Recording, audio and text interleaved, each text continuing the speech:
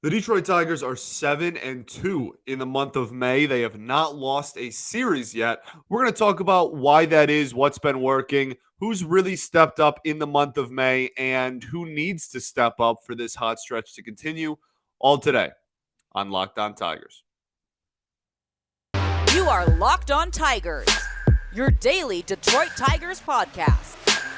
Part of the Locked On Podcast Network, your team every day.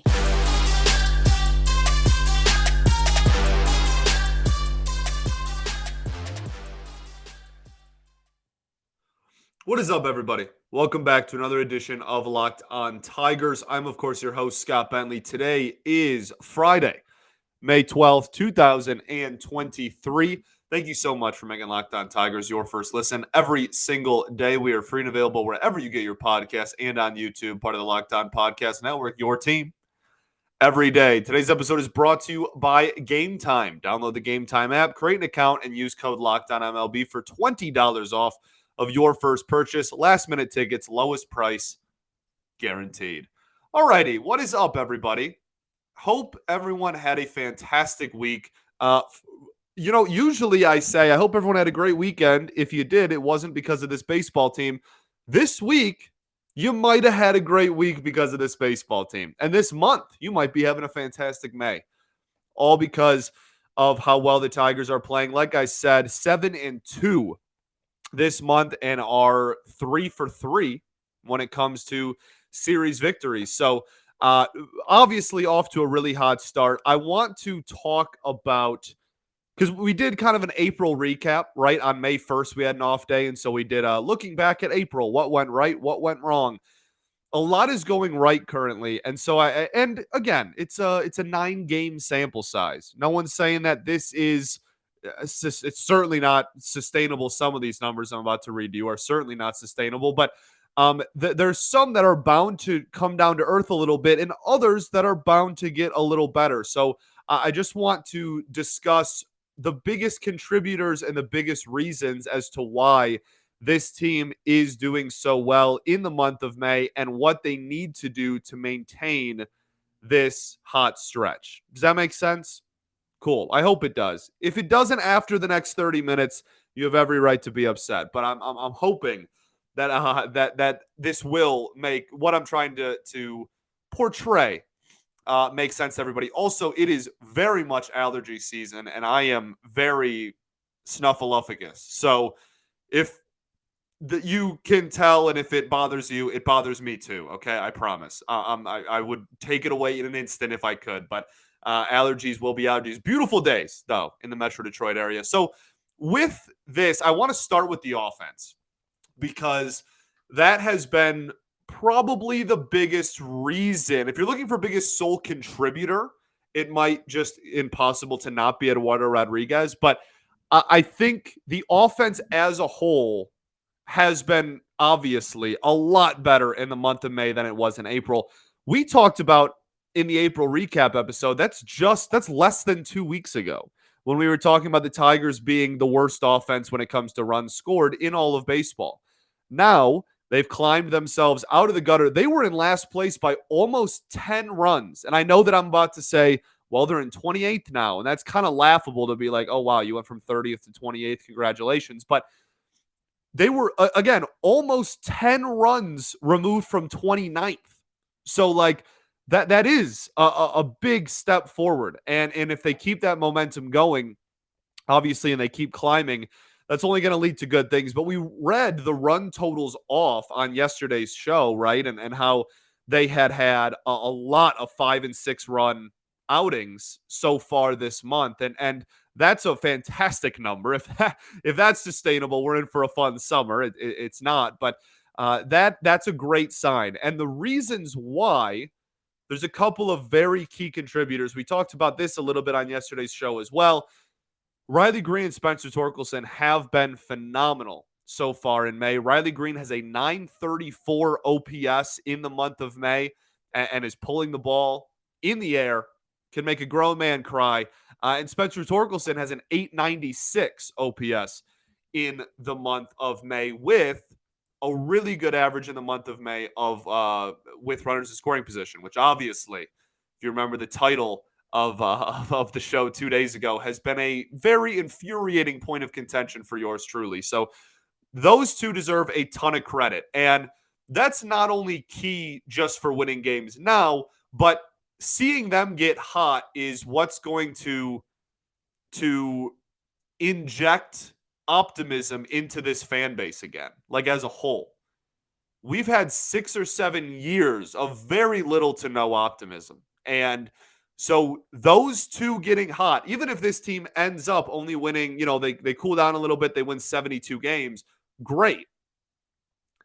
If those two have really good years to get paired with that low 70s win total, I don't think people will be as upset about the wins and losses because the expectations were pretty low as far as wins and losses went going into the season.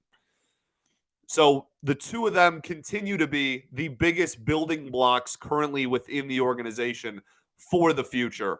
And the better that they do for the longer, the more optimism this fan base and this front office probably and this management staff and this team just in general is going to have. Now, other players that have had really good Mays. Andy Ibanez leads the team in OPS in the month of May. I think he's only gone 0 for once in that entire stretch. He's been an absolute monster.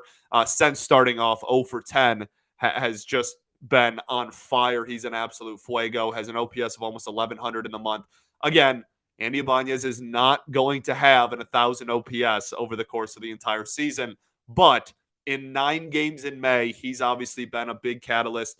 Javi Baez has an 1,000 OPS in May. That's great. He's been great at dating all the way back to since the 2-9 start. And this team is now currently 17-19. So pretty decent sample size there of him swinging the bat well. And then Eric Haas has an OPS over 1,000 as well. We talk all the time about, even though Haase is the second best catcher on the major league team, I guess I was going to say in the organization, but I don't want to go down that rabbit hole right now. He is the second best catcher on the team. That doesn't mean he is not one of the most valuable players in this entire lineup. I genuinely think he is. I mean, between, again, the versatility, the ability to play corner outfield, you can DH him if you want, whatever, and catcher, when Jake Rogers nobody catches 140 games anymore, right? It's kind of like a goalie in hockey. Like, you need two. So he can give you adequate defense behind the plate, and he's going to be one of your biggest power threats throughout the entire season. So really good to see him swinging a hot stick. And then after that, there's a decent drop-off, right? After Torkelson at an 896 OPS in the month, you get to Akil Baddoo with a 793 OPS. Great to see him swinging a hot stick. And then Zach McKinstry has a 706 OPS. Continues to be a pretty solid, like, league average-ish hitter, which at the top of this lineup is great considering how much he can run, and he's a plus defender and all that as well. So that's all good. Okay, that's 7 dudes with an OPS over 700, 3 with an OPS over 1,000. That's fantastic, right? Great month of May. Big group of dudes that are all hitting. The issue is there's a 300-point difference between Zach McKinstry at the 7th highest OPS in the month of May and Jake Rogers with the 8th. The 8th best hitter on your team in the month is Jake Rogers with a 400 OPS. Matt Vierling, 395.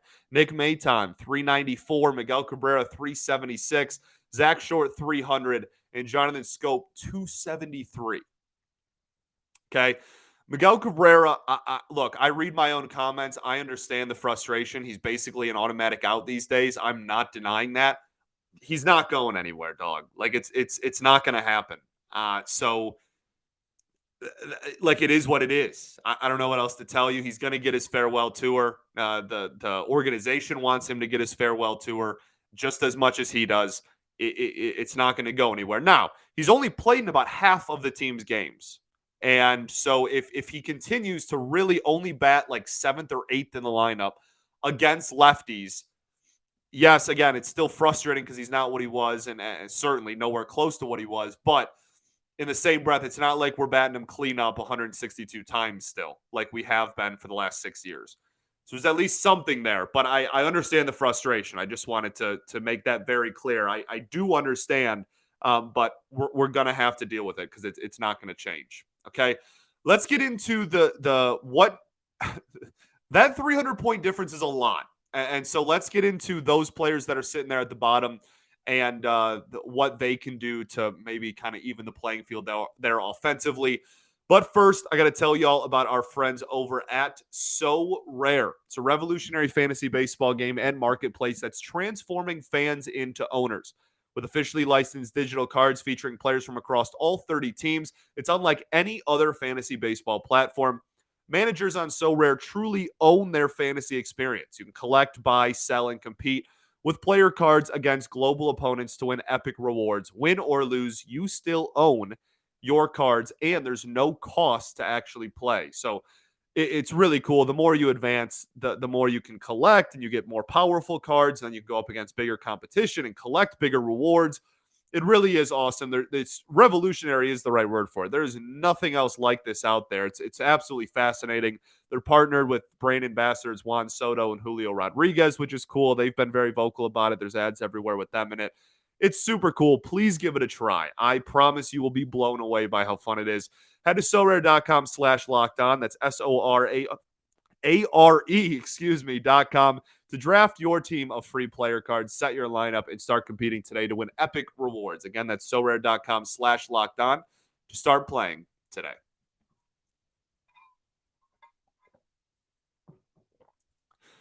All right, everybody. Welcome back here. Segment 2, Locked On Tigers. Thank you all for making us your first listen every day. Shout out to the everydayers that do tune in every day. We'll be back on Monday, of course, recapping a series against the Seattle Mariners, which at the end of this show, we will preview. We're going to kind of do a preview and a deep dive of where the Mariners stand currently and how it's certainly not winnable. We're not going to use that word, because it's insane how better the season got when we stopped calling games winnable. That really was kind of fascinating. I'm taking somewhat credit.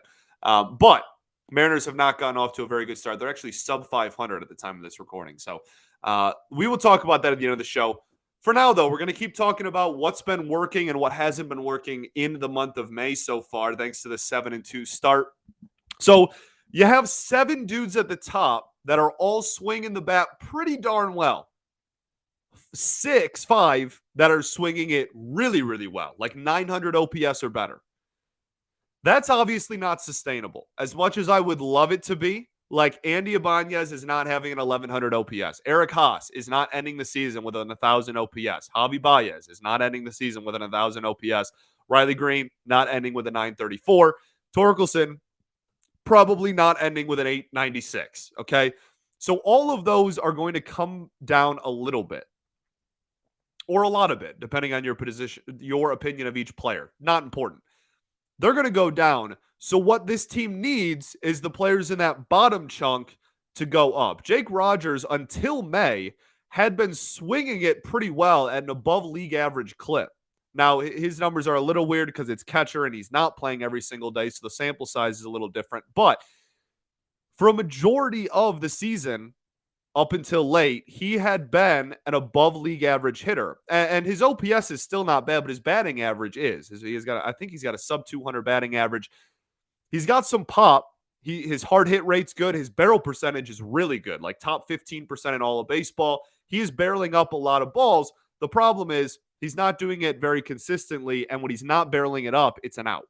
So one of those weird situations where is that sustainable? Having like a 195 average, but with a 740 or 750 OPS? Probably not over 162. It takes a special type of Adam Dunn player to do that. And Jake Rogers has been walking, and that's great too. I have no issues with that, but need to see definitely an uptick in production from him. Gives you so much value in other areas. One of the most valuable players in WAR on the entire team so far this year.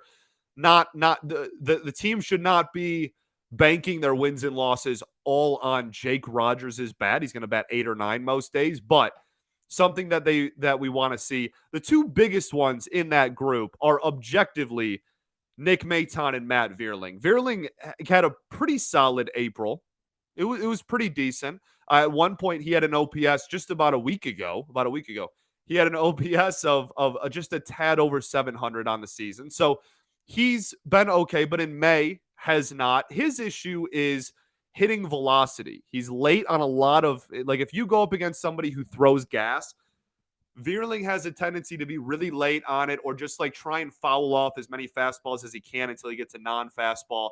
Very rarely. I think I can only recall off the top of my head, this is not like an exact data point or anything, and I don't have a very good memory, but I can only remember maybe 2 times he's pulled a fastball all year. He had one homer and then he had one double into the pull side gap for him as well. Outside of that, it's not a lot of pull success on heaters. So that's something that he needs to work on. And then Nick Maton, we've talked about it a million times. We don't need to go too much more in depth on it.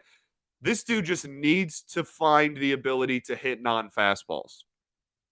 394 OPS, like I said, in the month of May so far. His batting average is like 165, 160. It's somewhere around there. It has not been great. I think he has 4 or 5 hits on breaking balls all year. And I genuinely, at the time of this recording, don't think he has hit a changeup yet this season. So, and again, we're like approaching a month and a half into the year. This isn't like, oh, a couple of series sample size anymore. Like we're starting to see who people are. And Nick Maton's numbers have not been good against non-fastballs whatsoever. I still think that there's raw ability there just because of how well he's able to work counts when he wants to and whatnot. But at the end of the day, if somebody can just go up there and throw 5 curveballs and guarantee an out against you, that's not sustainable major league success. So he definitely needs to. We need to raise the floor, right? Because the ceiling's going to go down. Again, those guys are not going to have 1,000 OPSs throughout the rest of the season. So we need the bottom of the bottom group here to raise their numbers. Jonathan Scope, everybody asks me pretty much every single day how much longer he has on the team. I said it going into May. I'll say it again. I think the end of this month is probably the date to pinpoint on your calendar. I think May 31st. If he's on this team with this offensive production on June 1st, I would genuinely be surprised and I would be a little upset. So that's kind of the date I have in my mind, but I understand that he has been the definition of an automatic out for about a year now. Zach Short is Zach Short. I've said that a million times. We don't really need to go much more into Zach Short. So those are the players that you're looking to if you want sustainable success, we need the bottom to go up. The top heavy, bottom heavy, nobody in the middle thing is not sustainable. We need some more production from the guys at the bottom because the guys at the top are bound to go down at some point. So that's a big thing I'm looking for is those names, Rogers, Vierling, and Maton specifically, to increase their production, to take some of the pressure off of if Javi, Green, and Torque don't get hits, we're getting shut out, right? And again, they've been great, so it hasn't mattered, but eventually it will. It's an 162-game marathon. Pitching has been fantastic. Absolutely fantastic. We have currently 4 different pitchers in our staff, bullpen and starters combined, that is the word, goodness, that have not allowed an earned run so far in the month of May. Alex Lang, 0 ERA in May. Eduardo Rodriguez, with 2 starts under his belt, has a 0 ERA in May. Jason Shreve with a 0 ERA, and Will Vest has not allowed a run so far all season since getting recalled.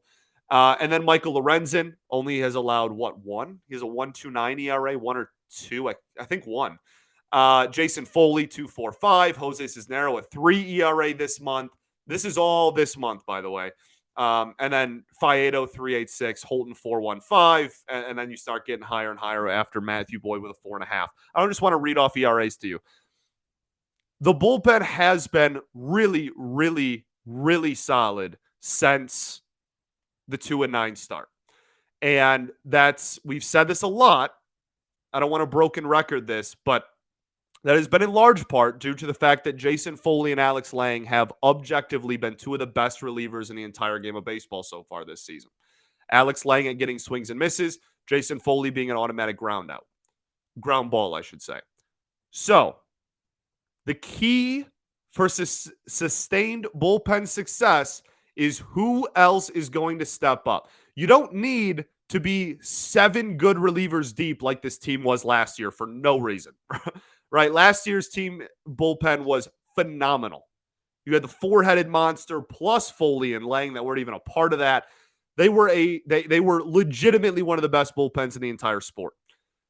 They got rid of all of the four-headed monster. Lang and Foley are great. If you can just get to, of your 8 relievers, 3 or 4 of them being solid, that's a completely different ballgame than 1 or 2. Right? Just percentage-wise. You're going from 2 out of 8 to even 3 out of 8. Even just having somebody that, okay, Lang and Foley have both pitched each of the last 2 or 3 games because we've played in a lot of one-run games. Who are we going to right now? And having confidence. Will Vest has absolutely stepped up and deserves a ton of credit because I didn't give him any when he first got called up. And I have very happily been wrong about that. He has looked phenomenal. Night and day difference, his stuff in spring training versus now. And that's great to see. So we need Will Vest to continue being what Will Vest has been. Chasen Shreve has not allowed an earned run in the month of May. Everyone remembers the Baltimore series, loves to give him a hard time for it. That's a pretty sizable chunk, right? We're almost a week and a half. Well, we're over a week and a half. We're almost 2 weeks, rather, into the month of May, and he still hasn't allowed an earned run yet. That's obviously a huge plus as well. Jose Cisnero, we talked about earlier this week. I kind of expect him to be a high 3, low 4 ERA guy. So if this bullpen can find that and then continue having Tyler Holton be pretty solid, he's got a 4.15 in May and like a 2 or a sub 2 on the season.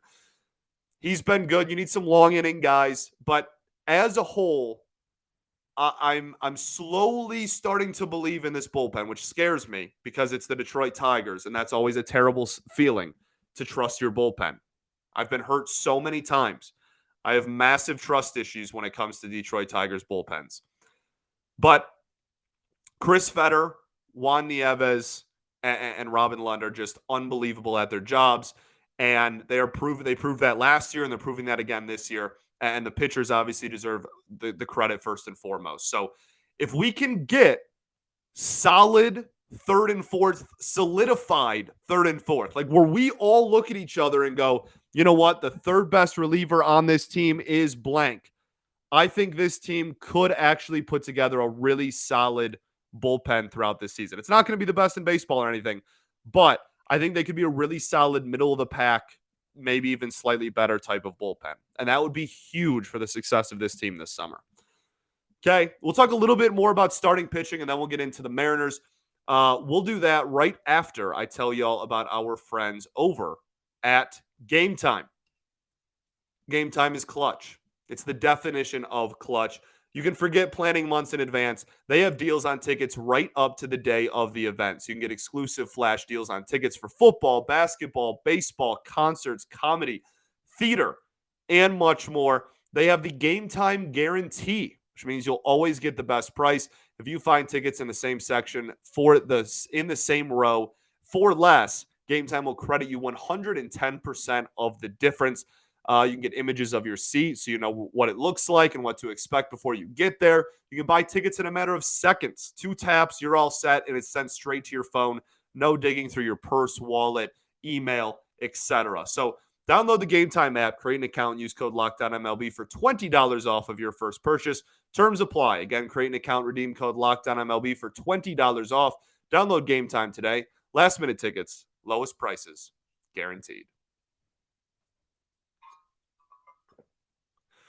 All right, everybody, welcome back here. Third and final segment, Locked On Tigers. So starting pitching has been a plus so far this year. Juan Rodriguez has been, I mean, there's a legitimate argument, like a top 2 pitcher in the entire game of baseball so far this season. He has been phenomenal. We've talked about his trade situation, what's going to happen to him long-term a lot.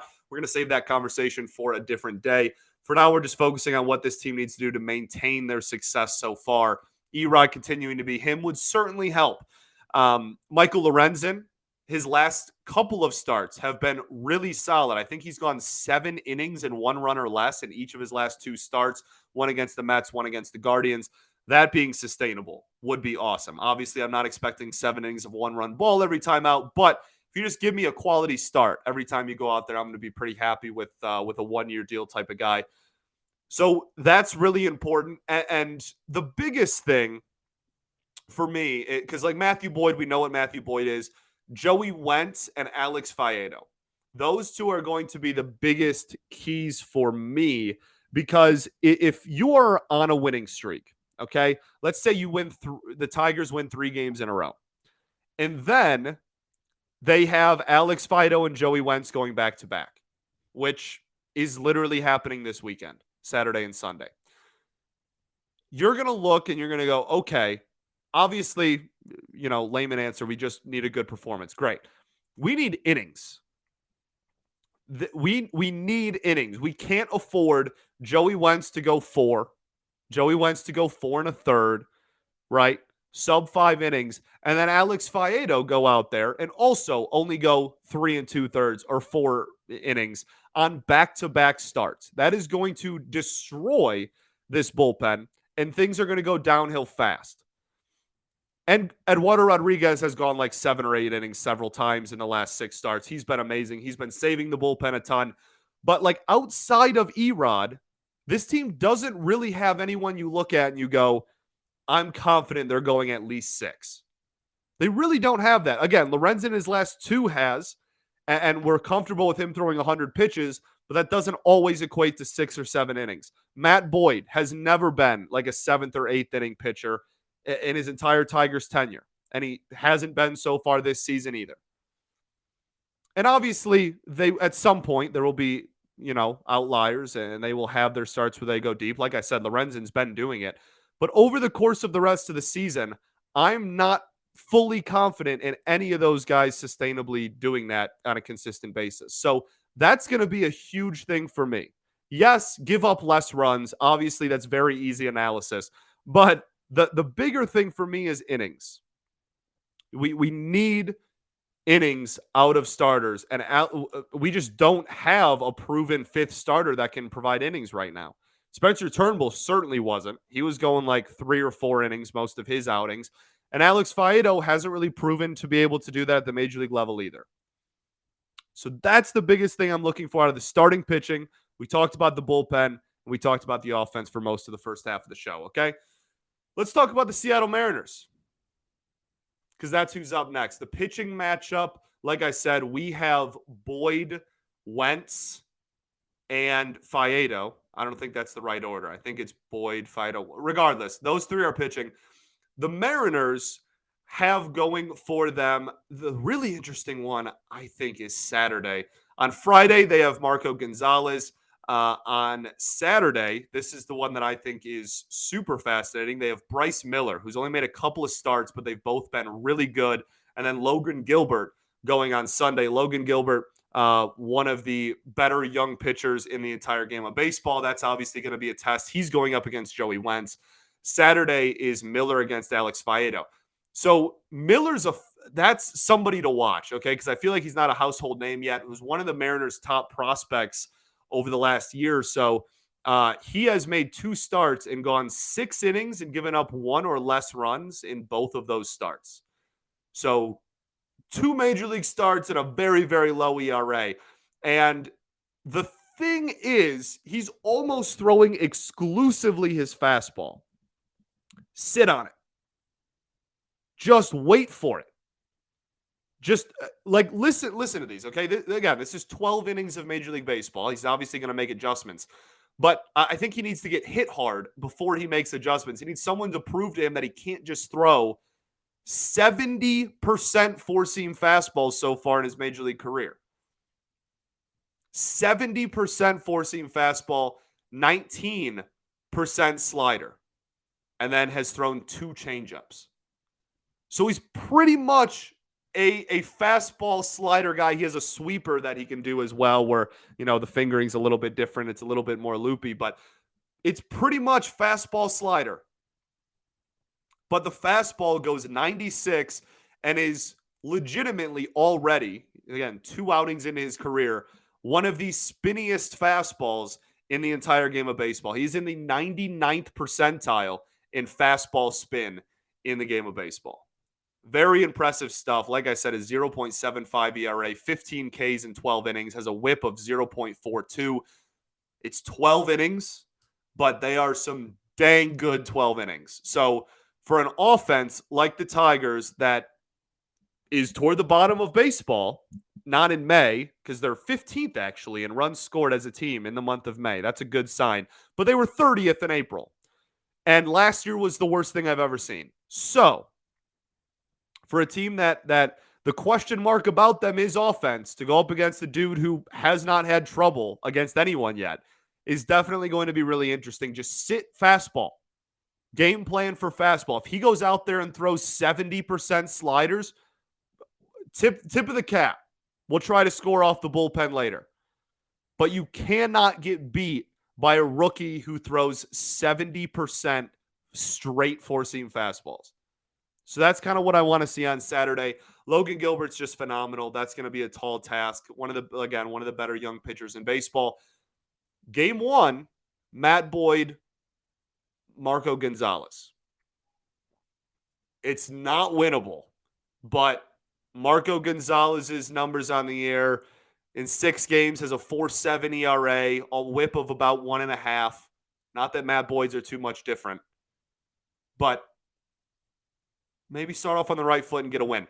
The big thing with Seattle so far this season, and we'll end the show on this, is their offense has been significantly underperforming. They have gotten insane production from Jared Kelenic, forgot his name there for a second, who the first year and a half of his major league career was dreadful at the plate. This year, figured it out. Whatever he did, whatever adjustments he made, whatever mechanics he changed, it has worked, and he has absolutely figured it out. He has an OPS over 900 so far this season. Getting him out is going to be a tall task all weekend. Matt Boyd, maybe as a lefty, can maybe help that a little bit, but we'll see how that goes. But everyone else in that lineup, honestly, has been struggling. Julio Rodriguez, right before the Tigers series, finally just got moved down from the leadoff spot. He's been struggling so much. He's got like a 200 average and an OPS just a little bit over 600. He has been brutal at the plate. So that is the reason that Seattle finds themselves only one game better, half game better than the Detroit Tigers at 18-19 going into this series. So you're going up against some promising pitching for sure, especially for 2 of the 3 games. That's going to be a tall task in its own right. But from the Tigers' perspective, in a 3-game set in which the 3 starters we're putting out there are Matt Boyd, Joey Wentz, and Alex Faedo, 2 of those are decent question marks on a game-to-game basis, being Wentz and Faedo. So the bullpen better be ready. The day off, I think, helps that. And we have a day off on Monday, so we can kind of just like burn through the bullpen and not feel too bad about it. That'll help for sure. But if there was ever a series for Joey Wentz and Alex Faedo to really, really prove like, hey, here's a couple of good starts in a row. Wentz's last start was pretty solid. It would be against a Mariners team who has like kind of one good hitter so far this year. Okay?